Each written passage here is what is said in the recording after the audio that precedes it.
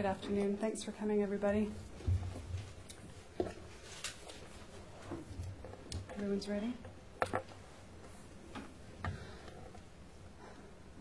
So I can tell you on December 29th, 2013, Julie Paskall had her life taken from her. It was very quickly determined that her death was a homicide, and the Integrated Homicide Investigation Team took conduct immediately. Today, speaking to the significant developments in this investigation will be Superintendent Kevin Hackett, officer in charge of IHET, Chief Superintendent Bill Forty, the officer in charge of the Surrey Detachment. And also present today is the husband of Julie, who has a prepared brief statement and will not be taking questions after that statement. We're also going to ask that the media honor his request for privacy after this. And also in attendance, Chief Superintendent Brian Cantera, Operations Officer and Assistant District Commander for the Lower Mainland District. First to speak will be Superintendent Kevin Hackett.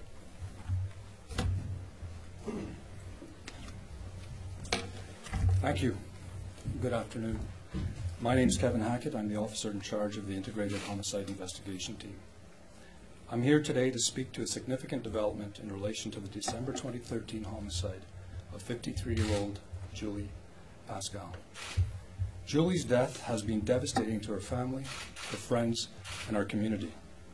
This tragic event outside the Newton Arena and Julie's subsequent death a short time later resulted in numerous calls for justice and even enhancements to public safety services. IHET was called upon to lead this investigation and has had the assistance of a variety of specialized resources and other units. This included tremendous support from Surrey RCMP Detachment. Together, we remained focused on gathering evidence, following leads, and deploying all the tools and resources available to ensure the individual responsible is held accountable. This coordinated and integrated approach has once again proven successful and included significant support from municipal, provincial, and federal RCMP units. Today I can confirm that an arrest has been made in the death of Julie Paskall. Crown Counsel has approved charges of second-degree murder against 27-year-old Yosef Jomo Gopal. Mr. Gopal moved to Surrey from Ontario just 8 weeks prior to Julie's murder. He was arrested in Surrey yesterday afternoon at approximately 3:15 p.m. He's scheduled to make his first court appearance on Monday. I personally met with and spoke to Julie's husband Al yesterday and let him know of this development, and as you can see, he's with us today. I'd like to take this opportunity to once again, offer our condolences for this tragic loss. I acknowledge Al, his children, his family and friends provided tremendous faith in our team and offered support to our investigative efforts over the past few months. While today's announcement of charges is a significant milestone, I'm also mindful that our efforts are not over. We must now prepare for the court process. Therefore, I will be limiting my comments with respect to details that led to the charges. I can confirm, however, that since IHET was deployed on December 29th, our combined investigative efforts to date have been extensive. It included a significant search and canvass of the area, the review of approximately 1,000 hours of video footage, and countless hours of physical surveillance. Thank you. Next up to speak will be Chief Superintendent Bill Forty, officer in charge of the Surrey RCMP.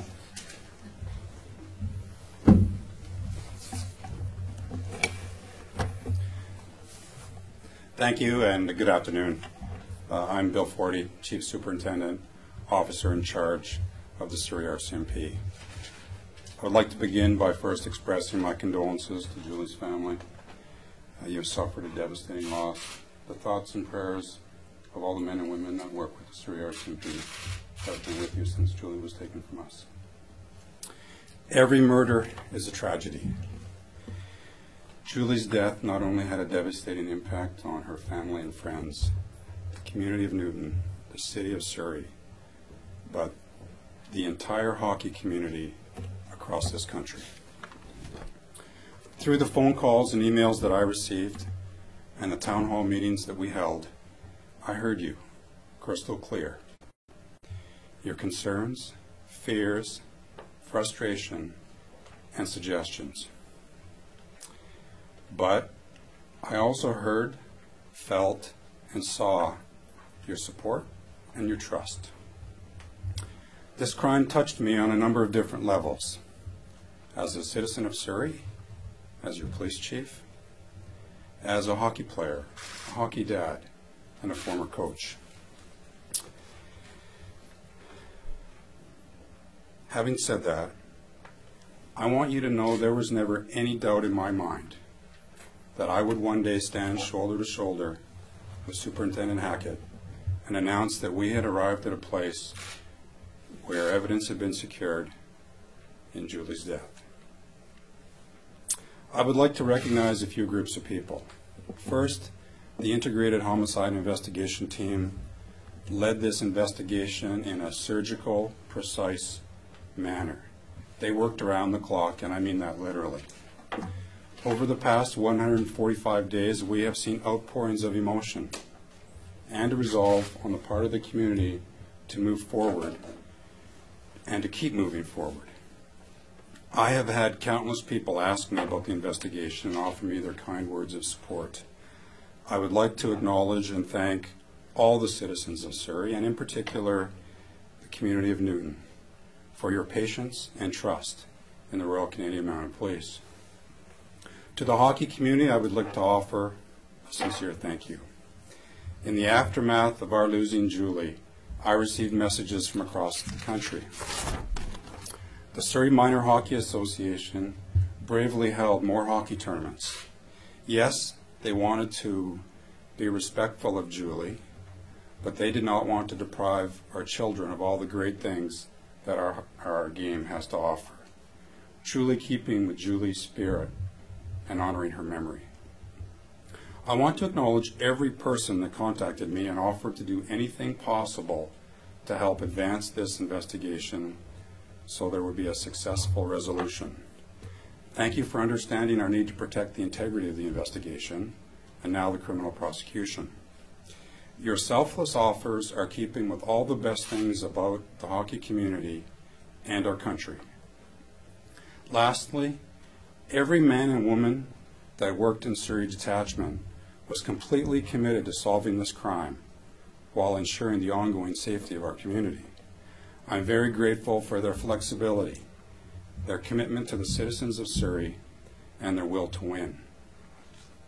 For us to arrive here today, it took teamwork and the support of our community and our community's leaders. I'm very proud to be a part of this team, a citizen of Surrey, and a member of the Royal Canadian Mounted Police. Thank you.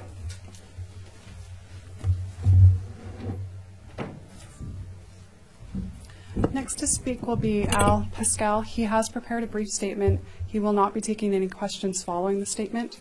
Thank you.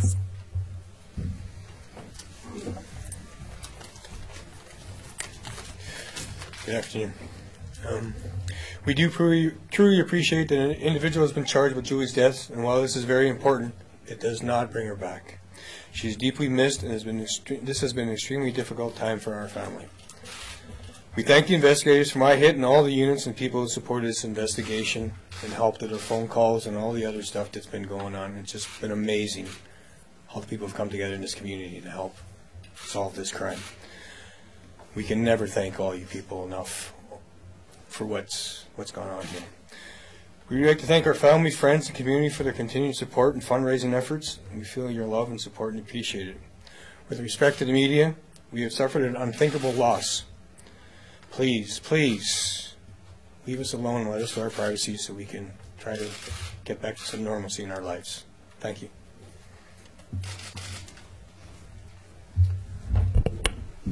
Does anyone have any questions for the officers? Can you slowly spell the full name of the person in custody? Yes, we can do that.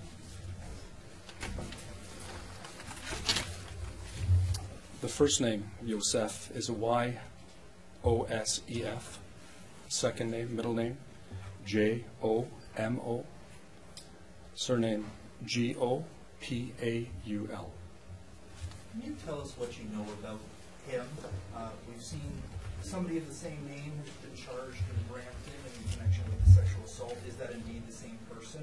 And what else do we know about his criminal history? I can confirm that he does have a criminal record. I'm not going to go into any further details beyond that. The criminal record that he does have is not from British Columbia. Can you confirm that's the same person in Brampton? I believe that is the same individual. Why was he in BC? What brought him there? You said 8 weeks, which is pretty unbelievable. I think for people who've heard that for the first time. I'm not privy to the exact motivation that brought him to British Columbia. Can you talk a bit? Did you tell if he was on the radar within that from the get-go? Being only here for 8 weeks, was he on the radar at any time, like soon, or? We developed his status as a suspect fairly early in the investigation, approximately 1 month into the investigation. But he had not been on our radar prior to that.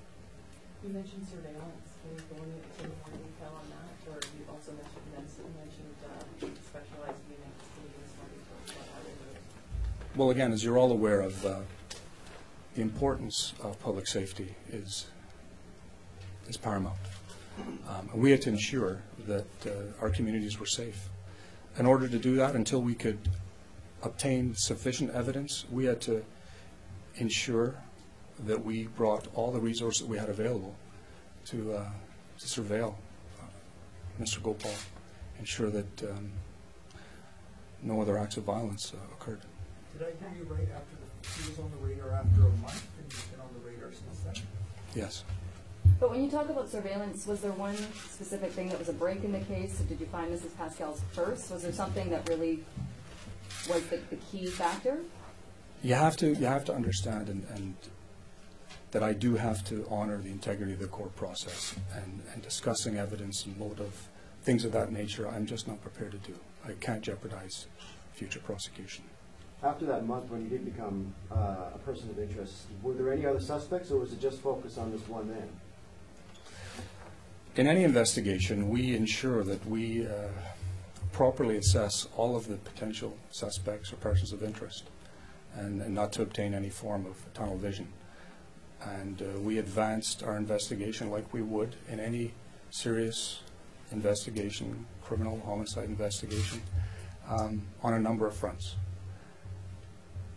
But we're here today because we've got the evidence to support the charge against Mr. Gopal. There was mention of a previous purse snatching when Julie was attacked. Is there still believed to be a link to that, or is that ruled out, can you say? What I can say is that part of our continuing investigation is to look at all violent robberies that took place in Surrey, and in particular that area. We're far from over looking at all of those, and that will form part of our continuing investigation. Did he have a location? Was he living somewhere in the Lower Mainland? Did he have? He resided in Surrey. But was it? Did he have an address? Yes, he had an address. I'm not prepared to provide that address, though. Was the incident indeed a botched theft attempt, as previously thought? Again, it's very difficult for me to talk about motive and what was behind the incident, and I'm not prepared to do that today. And do you know anything about his background, a family man, anything? Are you able to reveal? I'm not in a position to reveal that today, sorry. What would you like to say to the community right now with the fact that you have this person in custody now, people especially in the I'd like to say to them that they can continue to go about their daily business and have confidence and faith that we are out there along with other members of the law enforcement community to do everything we possibly can to keep them safe. We talked to a number of people at the community center, and a lot of people were saying that they want the security upheld still. And now that this has happened, is that going to happen? Do you have any idea? You know what? I think that question is probably best to be answered by Chief Forty, and I'll let him respond to that. Thank you. I would like to also add that the citizens of Surrey and the community of Newton have been unbelievably supportive of the RCMP through this investigation. They have provided us with suggestions on how to enhance the quality of their lives. We have listened to them, and we have put some programs in place. Now that we have significantly reduced our belief, the public safety concerns that we had, we will now rightly examine our resource model, our deployment model, and once we have thoroughly analyzed it, we'll then decide on the best path forward. Thanks. Okay. No more questions. Thanks everyone for coming up. Appreciate it.